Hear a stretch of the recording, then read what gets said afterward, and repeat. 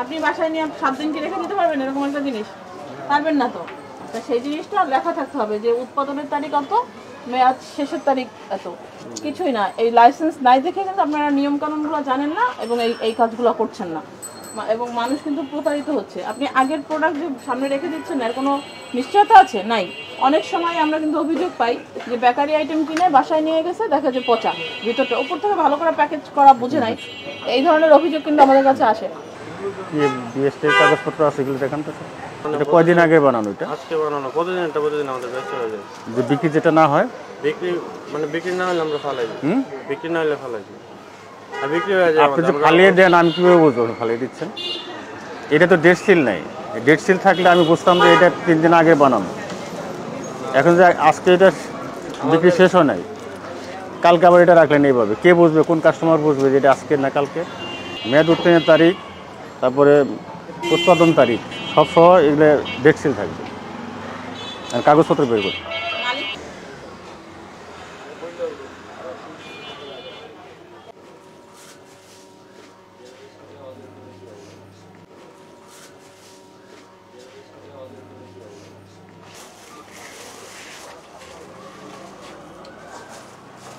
প্রতিদিন তো বিক্রি হয় না, এর মধ্যে কয়দিন বিক্রি হয়েছে?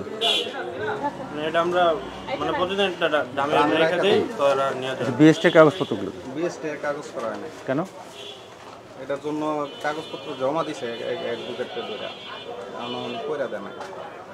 বিএসটি দুইটা লাইসেন্স হয় জানেন? এটা শুনে রাখেন। আপনারা অ্যাডভোকেট বলছেন, কোন অ্যাডভোকেট? অ্যাডভোকেট কে? নাম কি? ভাই বলতে পারবে। বাইরে ফোন দেন, কথা বলেন। কোন অ্যাডভোকেট? ফোন দেন। কি লাইসেন্সের কত দূর এটা জিজ্ঞেস করেন।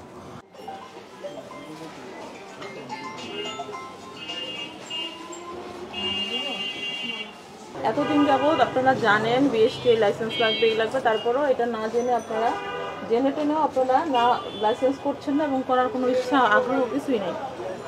একটা আবেদন করে মানুষ বা কিছু করে, সুতরাং এবং আপনারা নিয়ম মতো করছেন না। উৎপাদন কবে, শেষ কবে, এরকম একটা প্রোডাক্ট এখানে লেখা থাকবে যে আপনারা তো সবাই টাকা আছেন, আপনাদের জানার দরকার আছে না কবে তৈরি হলো আর কতদিন পর্যন্ত আমি বাসায় নিয়ে খেতে পারবো। আপনি বাসায় নিয়ে 7 দিন কি রেখে দিতে পারবেন এরকম একটা জিনিস? পারবেন না তো। তা সেই জিনিসটা লেখা থাকতে হবে যে উৎপাদনের তারিখ কত, মেয়াদ শেষের তারিখ এত। কিছুই না, এই লাইসেন্স নাই দেখে কিন্তু আপনারা নিয়মকানুনগুলো জানেন না এবং এই কাজগুলো করছেন না, এবং মানুষ কিন্তু প্রতারিত হচ্ছে। আপনি আগের প্রোডাক্ট যে সামনে রেখে দিচ্ছেন এর কোনো নিশ্চয়তা আছে? নাই। অনেক সময় আমরা কিন্তু অভিযোগ পাই যে বেকারি আইটেম কিনে বাসায় নিয়ে গেছে, দেখা যায় পচা, ভিতরটা উপর থেকে ভালো করে প্যাকেজ করা বুঝে নাই। এই ধরনের অভিযোগ কিন্তু আমাদের কাছে আসে।